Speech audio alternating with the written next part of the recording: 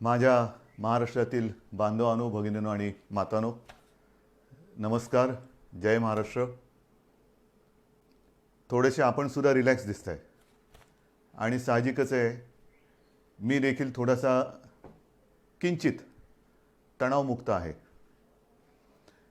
होळीपासून सुरुवात झाली आणि म्हणता म्हणता दिवाळी आली. येत्या काही दिवसामध्ये दीपावली आहे. दीपावलीचा मंगल सण आहे.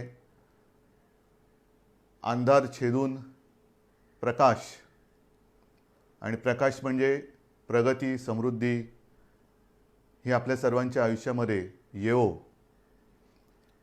म्हणजेच प्रथम आपल्याला सर्वांना दीपावलीच्या खूप खूप मनपूर्वक शुभेच्छा देतोय.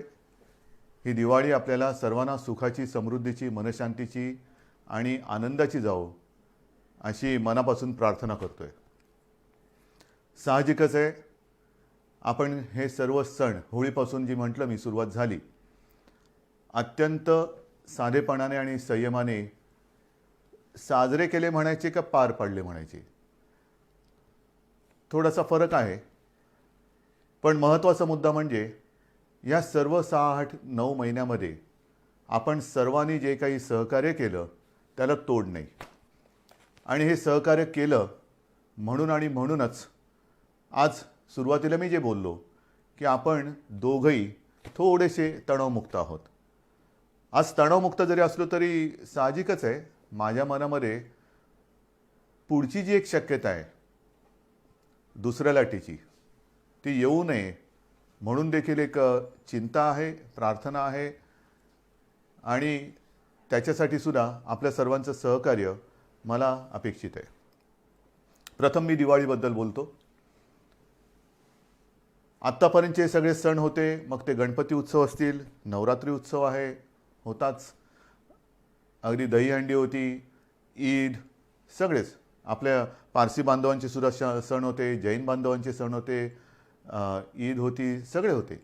हे सगळे सण आपण अत्यंत संयमाने घरातल्या घरामध्ये एकमेकाला, हल्ली व्हॉट्सॲपवरनं झाले ना सुरू, हॅपी दिवाळी, हॅपी हे, हॅपी ते, ह्या ह्याच्यातनं साजरे केले. आता दिवाळी आली, जवळपास सगळं काही आपण उघडलेलं आहे. गर्दी मी पाहतोय वाढत चाललेली आहे, चांगली आहे, एक जिवंतपणाचं लक्षण आहे. गर्दी वाढते आहे, सगळे व्यवहार जवळपास पूर्वपदावरती यायला लागलेले आहेत. आणि इथेच मला थोडीशी एक खबरदारी आपण घ्यावी अशी विनंती करायला आज आम्ही संवाद साधत आहे.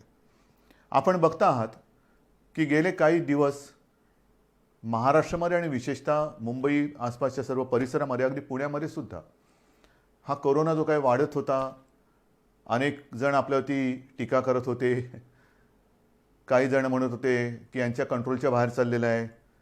पण आपण सगळ्यांनी जिद्दीने आणि आत्मविश्वासाने, एका शिस्तीने या संकटाचा सामना करत करत करत हा तो जो काय त्याचा चढ होता तो खाली आणलेला आहे. आपल्याकडे हा चढ होता तो उतारावरती आणला आहे, नक्की आणलेला आहे.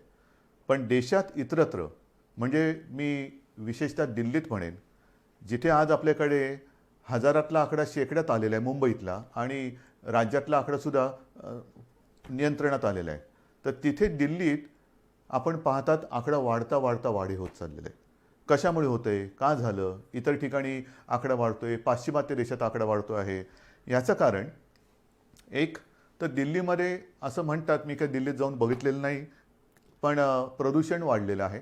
आणि प्रदूषण म्हटल्यानंतर हा जो काही एक विषाणू आहे हा आपल्या श्वसन संस्थेवरती घातक परिणाम करतो. म्हणजे फुफ्फुस असेल, त्या फुफ्फुसामध्ये ते व्हायरल न्यूमोनिया, त्याचा प्रादुर्भाव होतो. आणि काही काही वेळेला किंबहुना अनेकदा आपण बघितलेले आहे की परिस्थिती हाताबाहेर जाते. विशेषतः ज्यांना सहव्याधी आहेत, म्हणजे कोमॉर्बिडिटी, त्यांच्यावरती हा परिणाम, घातकता त्याची जास्त असते. म्हणजेच काय की दिवाळी साजरी करताना मी आपल्याला नम्र विनंती करेन, फटाक्यावरती बंदी आणायची का? प्रत्येक ठिकाणी बंद्या घालून आणि कायदे कडक करून आपण आपलं जीवन हे पुढे चालू ठेवायचं का? आपण आपल्या गोष्टी स्वतःहून, जसं आत्तापर्यंत तुम्ही पाळलंत सगळं, तसं स्वतःहून पाळू शकत नाही का? जर आपल्याला लक्षात आलं असेल की एक तर अजूनही औषध नाही आहे, लसीचा पत्ता नाही आहे आणि प्रदूषणामुळे जर हा विषाणू वाढत असेल, आकडा वाढत असेल, तर दिवाळीमध्ये आपण प्रदूषण करणारे फटाके हे वाजवणं टाळू शकतो का? बंदी करायची का? करू शकतो. पण मला असं वाटतं बंदीपेक्षा आपसातला एकमेकावरचा विश्वास जो आहे, आणि मला अनेक जणांनी सांगितले की आपण जेव्हा बोलता तेव्हा आमच्या घरातलाच एक कुटुंब प्रमुख आमच्याशी बोलतोय, मोठा भाऊ आपल्याशी बोलतोय, असं आपल्याला सर्वांना वाटत असतं. मग त्याच नात्याने आपल्याला सांगतोय. लहानपणी मी सुद्धा फटाके वाजवलेले आहेत, सगळ्यांनीच फटाके वाजवलेले आहेत. आज सुद्धा घराघरातली लहान मुलं आहेत, त्यांना तो एक आनंद असतो. पहाटे अभ्यंग स्नान म्हटल्यानंतर तेव्हा थंडी मुंबईमध्ये असायची, आज इतरत्र राज्यात थंडी पडायला सुरुवात झालेली आहे. उठणं लावायचं, ते चिराट फोडायचं आणि पहिला फटाका कोण लावतो ती एक गंमत होती.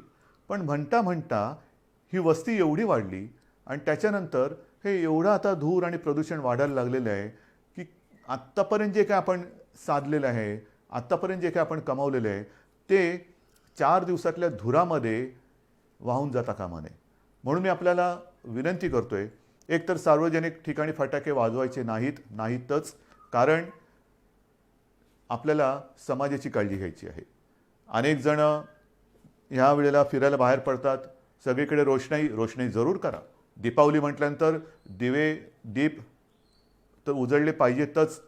दीपावली वाटली पाहिजेच, पण दीपावली म्हणजे दिवा, तो दिव्याचं एक महत्त्व आहेच. दिवे जरूर पेटवा, प्रकाशमान करा, पण फटाके न वाजवाल तर उत्तम. सार्वजनिक ठिकाणी फटाके वाजवायचे नाहीतच. हां, आपल्या एक याच्यासाठी आजूबाजूला कोणाला त्रास होऊ न देता जेवढे काही मर्यादित फटाके आपण वाजवू शकत असाल हरकत नाही. मी अगदीच काही तुम्हाला आणीबाणी नाही आणते तुमच्यावर. फटाके वाजवूच नका किंवा फटाक्यांवरती बंदीच घालतो असं न म्हणता, चला आपण एक दुसऱ्याच्या विश्वासावरती हा सण आनंदाने साजरा करूया. फराळ करा. पण पुन्हा एक सांगतो की आत्ता जरी ही परिस्थिती आटोक्यात आलेली वाटत असली तरी दिवाळी आणि दिवाळी नंतरचे 15 दिवस हे फार आपल्याला कसोटीचे आहेत. याचं कारण असं की पाश्चिमात्य देशात आपण जे काय बघतो आहोत, आकडेवारी बघतो आहोत, प्रचंड मोठ्या प्रमाणात ही दुसरी लाट आलेली आहे. म्हणजे अनेक ठिकाणी हा जो आकडा होता हा जवळपास शून्यावरती आला. आणि मी जी काय माहिती घेतली, माझ्याकडे माहिती आहे, कागद सगळे आहेत, पण हे सगळं तुम्ही बघताय तेच मी बघतोय. पण ते बघितल्यानंतर रिपिटेशन नको आहे. पाश्चिमात्य देशात आपण जर पाहिलं तर अगदी इटली असेल, ब्रिटन असेल, इंग्लंडमध्ये तर, लंडनमध्ये तर पुढच्या 4-6 आठवड्यासाठी कडक लॉकडाऊन त्यांनी केलेलं आहे. कडक म्हणजे जसं आपल्याकडे होता तसा.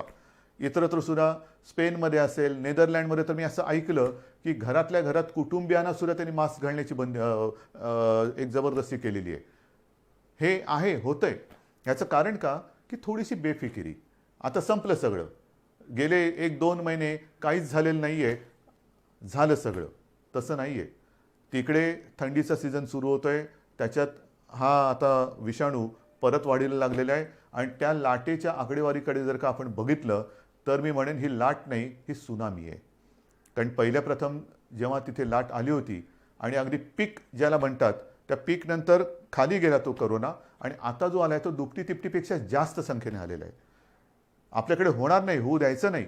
पण विचार करा, गेले 6-8-9 महिने आपली यंत्रणा, मग ती पोलीस आहे, महसूल आहे, आरोग्य सेवक आहेत, डॉक्टर्स आहेत, अत्यंत तणावाखाली ह्या लढाईमध्ये लढत आहेत. कोणासाठी लढत आहेत? अनेक पोलीस मृत्युमुखी पडलेत, आरोग्य सेवकांना सुद्धा बाधा झालेली, त्यातले काही मृत्युमुखी पडले, काही डॉक्टर्स गेलेले आहेत. कोणासाठी लढत आहेत? त्यांच्यावरती असह्य ताण आहे. आणि आत्ता मला असं वाटतं की ही जी काही लढाई आपण लढलो, मला सहज एक परवा कोणीतरी व्हॉट्सॲप पाठवला, एक चांगला होता, एका सैनिकाचा. तो सैनिक आपल्याला सांगतोय की मी तुमच्यासाठी लढत असताना किती किलो वजन, मग बूट किती किलोचे असतात, अंगावरती बॅगेमध्ये त्याच्या जी काही दारुगोळा असतो तो किती किलोचा असतो, हेल्मेट किती किलोचा असतो, त्याचं जॅकेट किती किलोचं असतो, म्हणजे त्याचं वजन आणि ह्याचं वजन ह्याची जर तुलना केली तर खूप फरक आहे. म्हणजे त्याच्या शरीरापेक्षा तो जो काय वाहतो, नुसतं वाहत नाही, तो जो काय अंगावरती बाळगतो त्याचं वजन हे जास्त आहे. आणि मग तो सैनिक आपल्याला विचारतो, हे एवढं सगळं वजन घेऊन जर मी तुमच्यासाठी लढत असेल तर तुम्ही फक्त मास्क लावून ही लढाई लढू शकत नाही? किती साधा आणि मार्मिक प्रश्न आहे. लढताना आपल्या हातात दुसरं कोणतेही शस्त्र नाही आहे, मास्क शिवाय दुसरं कोणतेही शस्त्र नाही आहे. आणि सहज मी आत्ता आपल्याशी बोलताना मला एक 100 वर्षापूर्वीची आठवण आली. त्याही वेळेला फ्लू आला होता, स्पॅनिश फ्लू. साधारणतः कोरोना कधी जाईल, हा स्पॅनिश फ्लू जो 100 वर्षापूर्वी आला होता तो 2 ते 3 वर्ष त्यांनी जगाला परेशान करून टाकलं होतं. त्याही वेळेला काही कोटी बळी, म्हणजे आपल्या देशात सुद्धा असं म्हणतात की 1 कोटीच्या आसपास लोक मृत्युमुखी पडले होते. 100 वर्षापूर्वी लोकसंख्या काय होती, त्याच्यात 1 कोटी. आता लोकसंख्या किती आहे, प्रमाण काय होईल, हे तुम्हाला मी घाबरवत नाही आहे, पण सतर्क राहण्यासाठी म्हणून ह्या प्रेमाच्या आणि सावधगिरीच्या सूचना देतो आहे. आणि म्हणून मी आपल्याला सांगतो की जरी आपण या सगळ्या गोष्टी उघडतो आहोत, उघडायला तर पाहिजेच, कारण आयुष्य पूर्वपदावरती आलंच पाहिजे, येतं आहे, अर्थचक्राला गती मिळाली पाहिजे. पण ती गती देताना वेडीवाकडी जर का गती द्यायचा प्रयत्न केला तर ती दुर्गती होईल, गतीच्या ऐवजी अधोगती होईल. कारण पुन्हा जर का लॉकडाऊन करण्याची वेळ आली तर तो लॉकडाऊन आपल्याला फार भारी पडेल. आणि जर का रुग्णसंख्या वाढली तर आत्ता आपण जी सेवांमध्ये वाढ केलेली आहे, जम्बो हॉस्पिटल्स, फील्ड हॉस्पिटल्स, आत्तासुद्धा मी आपल्याशी बोलल्यानंतर मला वाटतं मीरा भाईंदर आणि कल्याण डोंबिवली येथे कोविड केअर सेंटरचं लोकार्पण करणारच आहे. मी अजूनही गरज संपली अशातला भाग नाही आहे. पण एक गोष्ट चांगली आहे की बऱ्याच ठिकाणी अजूनही आपले बेड्स आता रिकामी दिसत आहेत, ते रिकामीच असू द्या. मी कुठेही या आरोग्य सुविधा बंद करा म्हणून सांगितलेलं नाही, वापरायची वेळ येऊच नये. पण आणखीन पुढचे किमान 6 महिने आपण ह्या गोष्टी असाच्या अशा भले कडी कुलप लावून ठेवली तरी चालतील, ती तशीच राहावीत, पण आपण त्या काढत नाही आहोत. मनामध्ये एकच विचार आहे की ह्या ज्या काही सुविधा वाढवल्या त्याला सुद्धा एक मर्यादा आहे. मी सुरुवातीला आपल्याला सांगितलं होतं की ही जेव्हा साथ सुरू झाली तेव्हा आपल्या राज्यामध्ये एकूण सगळे मिळून 7-7.5 किंवा 7,800 रुग्णशय्या होत्या. आता त्या रुग्णशय्या जवळपास आपण 4.5 लाखापर्यंत नेल्या एवढ्या. पण नुसतं रुग्णशय्या म्हणजे रुग्ण बरा होतो असं नाही आहे. त्याला आरोग्य सेवक पाहिजेत, डॉक्टर्स पाहिजेत, औषधं पाहिजे, ऑक्सिजन पाहिजे, जरूर लागली तर व्हेंटिलेटर पाहिजे. सगळ्या बाकीच्या गोष्टी आणता येतील, डॉक्टर्स आणि आरोग्य सेवक कुठून आणायचे हे तयार नाही करता येऊ शकत. पण त्यांच्यावरती म्हणजे ते वाढणार नाही आहेत. म्हणजे उद्या जर का दुपटी तिपटीची लाट आली तर आपली त्रेधा तिरपीट उडू शकते आणि ती येऊ न देणं हे आपण करू शकता, कारण आजपर्यंत आपण हे केलेलं आहे. या सगळ्या गोष्टी मी तुम्हाला सांगतोय. पण मधल्या काळामध्ये हे फळ आपल्याला कसं मिळालं तर दसऱ्यापर्यंत आपण माझे कुटुंब माझी जबाबदारी ही जी काही मोहीम राबवली, मी नक्कीच सांगेन की त्या मोहिमेचं हे फळ आहे. कारण आपल्या टीम्सने जवळपास 60,000 टीम्स राज्यभरात आपण तयार केल्या होत्या. 60,000 घराघरात गेल्या, माझ्याही घरी आल्या होत्या, आपल्याही घरी आल्या होत्या.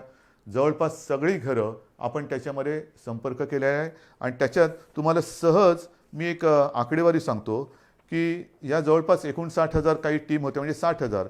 त्यांनी राज्यामध्ये जी काही चौकशी केली त्याच्यात साधारणतः 3.5 लाखाच्या आसपास आयलाय आणि सारी रुग्ण सर्वेक्षण काळात आढळून आले. म्हणजे ज्यांना श्वसन संस्थेचा विकार असेल, काही असेल, त्यांची टेस्ट केल्यानंतर त्याच्यामध्ये साधारणतः 51,000 रुग्णांना कोविड झाल्याचं निदर्शनास आलं. हे घरोघरी जाऊन आपण तपासणी केली म्हणून हे झालं आणि म्हणून आपण त्यांना आवश्यकतेनुसार इलाज करून वाचवू शकलो. हे याचं फलित आहे, हे नक्कीच फलित आहे. त्याच्यानंतर एकूण जर का बघितलं आपण तर ह्या सर्वेक्षण काळामध्ये मधुमेह, डायबिटीस आपल्या राज्यात किती जणांना आहे, ज्यांना आपण तपासलं आणि ज्यांनी आपली माहिती दिली त्याच्यात जवळपास 8,69,370 लोकांना डायबिटीज आहे. हाय ब्लड प्रेशर किती लोकांना आहे, साधारणतः 13 लाख लोकांना हाय ब्लड प्रेशर आहे. हृदयविकार कोणाला किती लोकांना आहे, 73,000 लोकांना जवळपास हृदयविकार आहे. कर्करोगाचे 17,843 आणि इतर आजाराचे साधारणतः 1,06,877 असे सहव्याधी किंवा कोमॉर्बिड ज्याला म्हणतो असे रुग्ण ह्या नागरिकांमध्ये आपल्याला ह्या व्याधी आढळल्या. आणि त्यातले बहुतेक जण आता व्यवस्थित होऊन आपापल्या घरी आहेत. हे या मोहिमेचं फलित आहे. आणि म्हणून ही मोहीम ज्यांनी राबवली त्या 60,000 टीममधल्या सगळ्यांना मी अक्षरशः मनापासून नमस्कार करतोय. महाराष्ट्र आपला ऋणी आहे. आपण अहोरात्र मेहनत केलीत, स्वतःच्या जीवाची पर्वा न करता मेहनत केली. काही ठिकाणी आपल्याला थोडेसे अनुभव आले असतील. काही जणांनी सुरुवातीला दाद दिली नाही.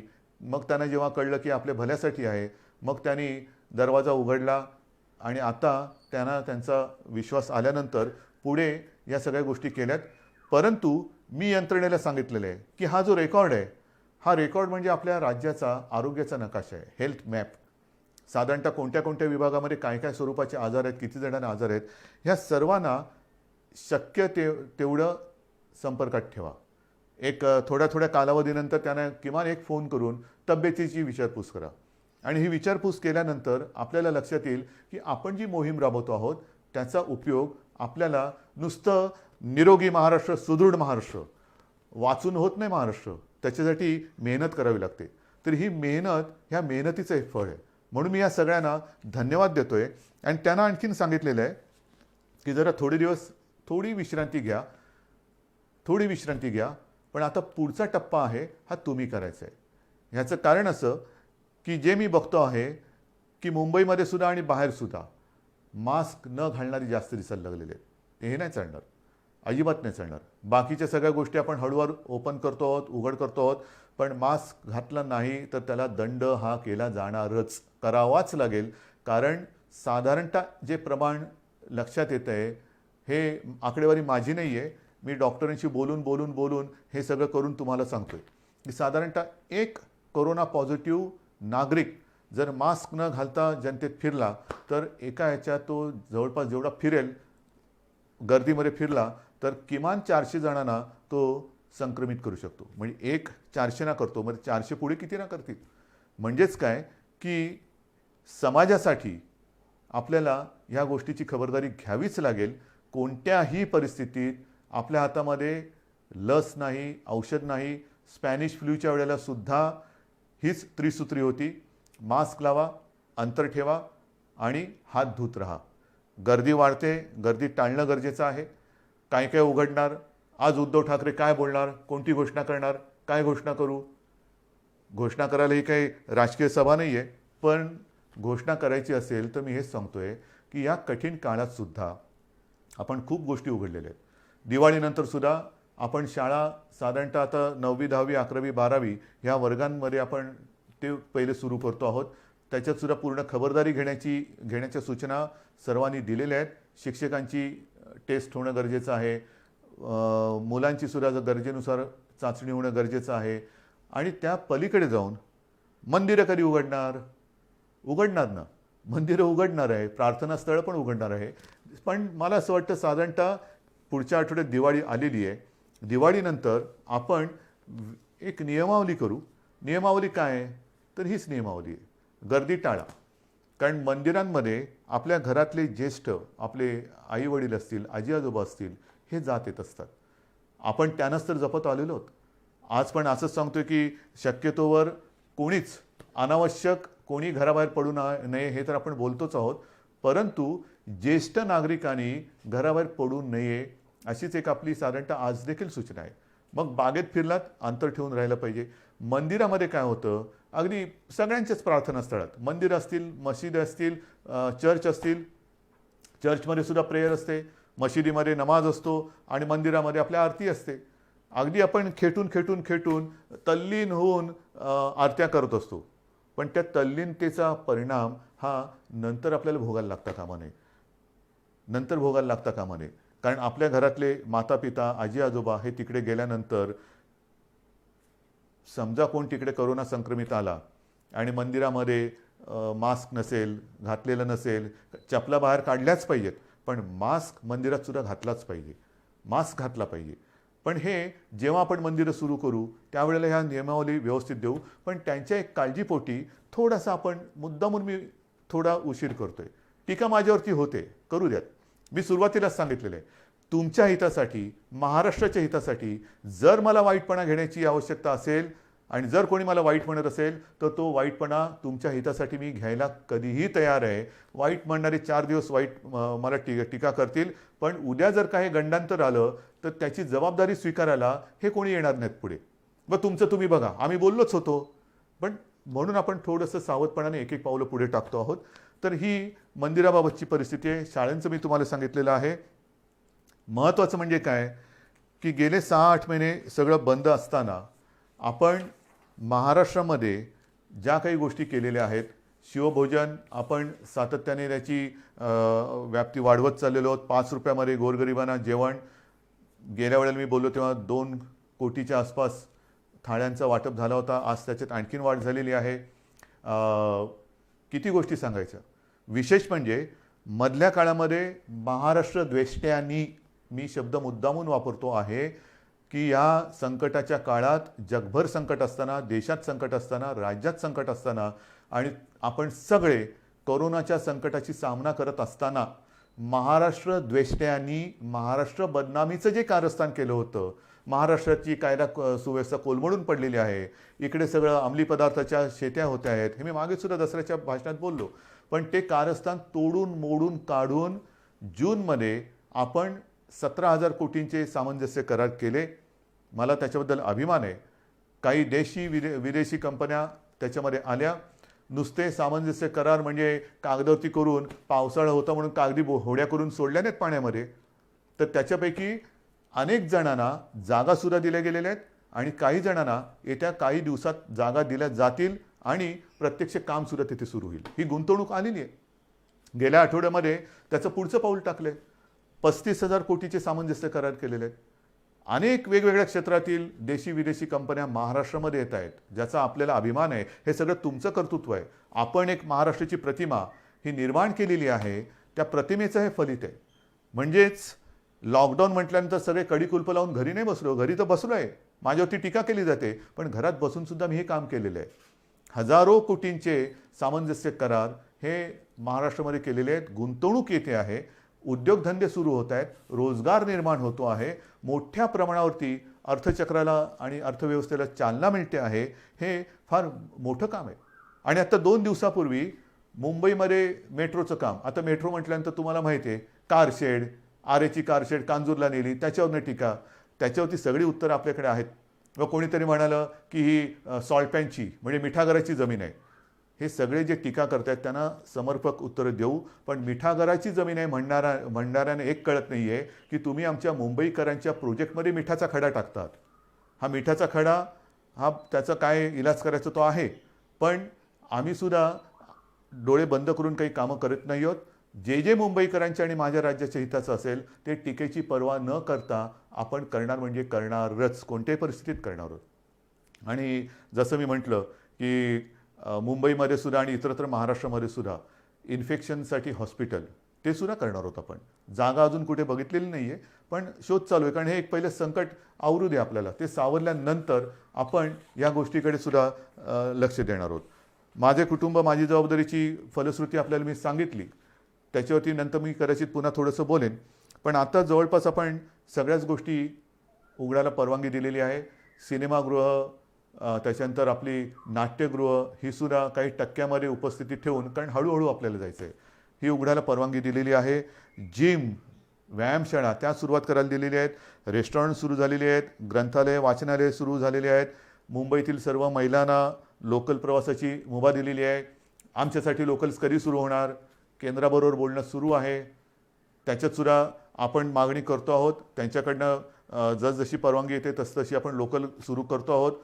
पियुष गोयल जे चांगलं सहकार्य करत आहेत ते सुद्धा लवकर आपल्याला याच्याबद्दल मदत करतील अशी मला खात्री आहे. सगळ्याच गोष्टी आपण सुरू करत चाललेलो आहोत. एक एक गोष्टी सुरू करत असताना पुन्हा पुन्हा माझं एकच म्हणणं आहे की ही लढाई ही आरोग्याविषयक एका मोठ्या संकटाची लढाई आहे. मेट्रोचं जे मी तुम्हाला सांगत होतो ते पूर्ण करतो. मेट्रोचं जे कारशेडचं एक झालं तो विषय वेगळा, परंतु 2 दिवसापूर्वी मेट्रोसाठीच आपण जर्मनीच्या KfW कडनं जवळपास 545 दशलक्ष युरो एवढ्या रकमेचं कर्ज अत्यंत माफक व्याजदरामध्ये आपण ते घेतलेलं आहे. अत्यंत माफक व्याजदर आहे. म्हणजे ही गोष्ट फार महत्त्वाची आहे.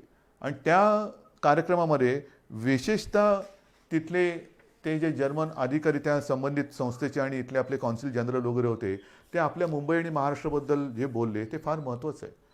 त्यांनी हेच सांगितलं की आम्हाला महाराष्ट्रात खूप कम्फर्टेबल वाटतं.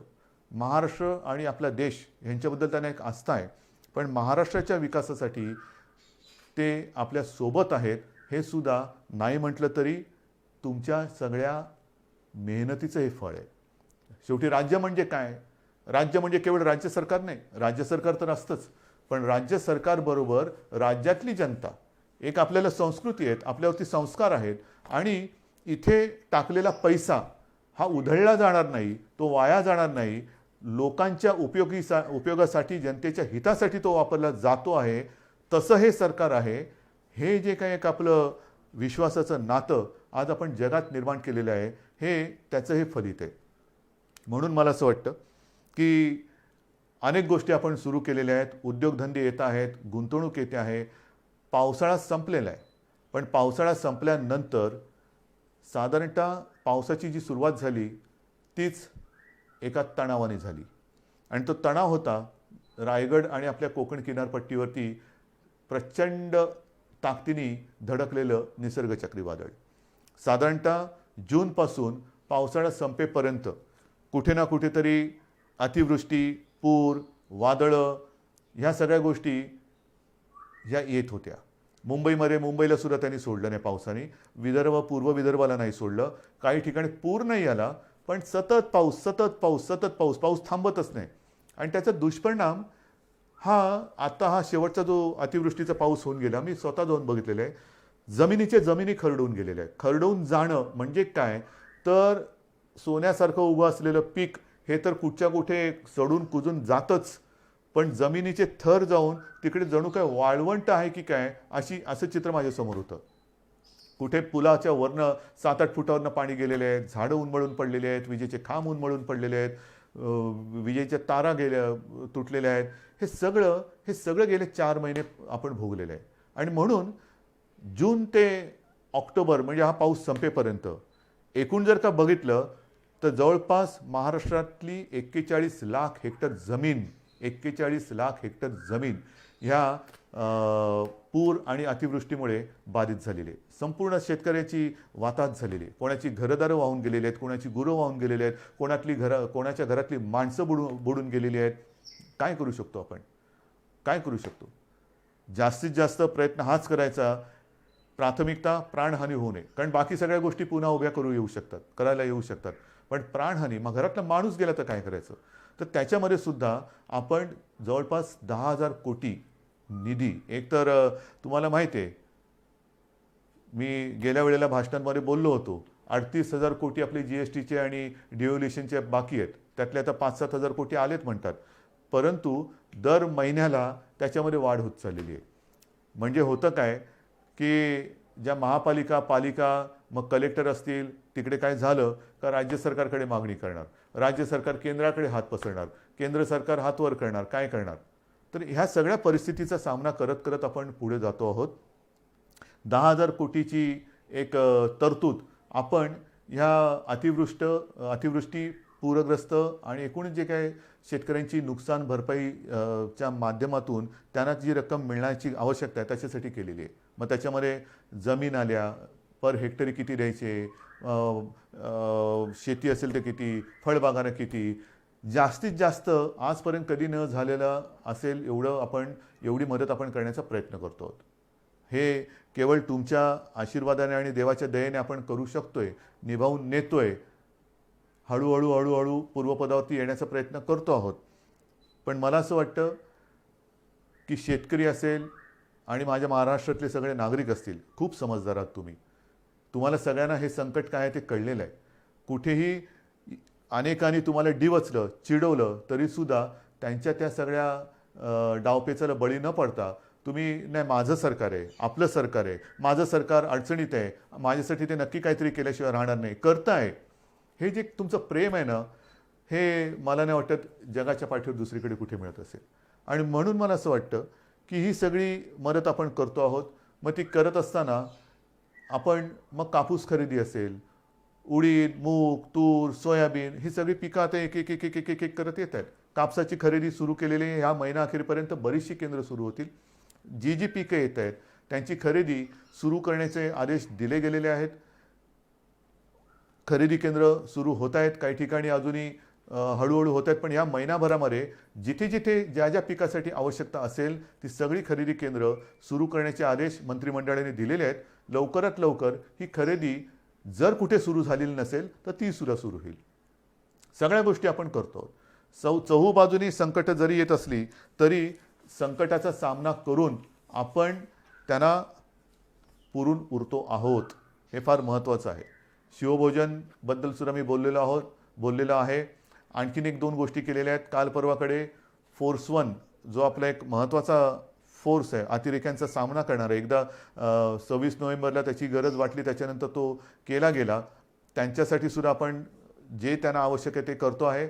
पण विशेष म्हणजे आपल्याला आपल्या राज्यामध्ये जे माजी सैनिक आहेत त्या माजी सैनिकांना आणि त्यांच्या दुर्दैवाने ज्यांचं निधन झालेलं आहे किंवा आपल्यासाठी ज्यांनी बलिदान केलेलं आहे, जे शहीद झालेले आहेत, त्यांच्या ज्या बिचाऱ्या काय म्हणायचं, विधवा हा शब्द मला बोलायला खूप जड जाते, पण त्यांना आणि माजी सैनिकांना त्यांचा निवासी मालमत्तेचा कर आणि घरपट्टी ही माफ करण्याची योजना आपण आपल्या शिवसेना प्रमुखांच्या नावाने ती सुद्धा अंमलात आणतो आहोत. समाजातला प्रत्येक घटक हा वंचित राहता कामा नये. अगदी प्रत्येक घटक म्हटल्यानंतर मी यापूर्वीसुद्धा म्हटलेलं आहे की मग आरक्षणाचे वारे वाहत आहेत. मराठा आरक्षण आहे, ओबीसींचं आरक्षण, ते म्हणतात आमचं काही कमी करू नका, धनगर आहेत, ह्या सगळ्यांना आपण कुठेही वारावरती अजिबात सोडू शकत नाही. कारण जाणार कुठे वारावर सोडून? आपण एकत्रच आहोत. हे सरकार तुमचं आहे. हे सरकार काही परदेशातून आलेलं नाही आहे किंवा परग्रहावरून आलेलं नाही आहे. तुम्हीच आहात ह्या सरकारचे सगळे मालक पालक, सगळे तुम्हीच आहात. आणि तुम्हाला जर न्याय देणार नाही तर मग आणखीन कोणासाठी काम करणार? माझ्या राज्यातली जनता जर का असमाधानी असेल तर मग मंत्रिमंडळ करायचे काय? आणि म्हणून मला सगळ्यांना हेच सांगायचं आहे की परिस्थिती बिकट आहे, नक्की आहे. एकतर अर्थचक्र हळूहळू फिरते, त्याच्यातून काही कायदेशीर गोष्टी असतील, आणखीन काही गोष्टी असतील, सगळ्यांचा सामना हा करत करत करत यशस्वीपणाने ठामपणाने आपण पुढे जातो आहोत. मला तूर्त आपल्याला एवढंच सांगायचं आहे की येणारी दीपावली आणि त्याच्यानंतरचे सण कुठेही आपल्याकडनं गर्दी होऊ देऊ नका. कारण परदेशामध्ये ज्याच्याप्रमाणे मी सांगितलं, माझ्याकडे ती यादी आहे की एकमेकाच्या घरी जायला सुद्धा आता त्यांनी बंदी केलेली आहे. आपल्याला असं काय करायचं नाही. आत्ता आपण हळूहळू सगळे दरवाजे उघडतो आहोत. पण पुन्हा एकदा सांगतो, ह्या उघडलेल्या दरवाजातून दीपावलीच्या निमित्ताने सुख समृद्धी मनशांती येऊ द्या. कोरोना येऊ देऊ नका. प्रदूषण टाळा, फटाके टाळा, फराळ करा, दीपावली साजरी करा, आकाशकंदील लावा, प्रकाशमान सगळं आयुष्य होऊ द्या. पण प्रदूषणकारी असं काही करू नका.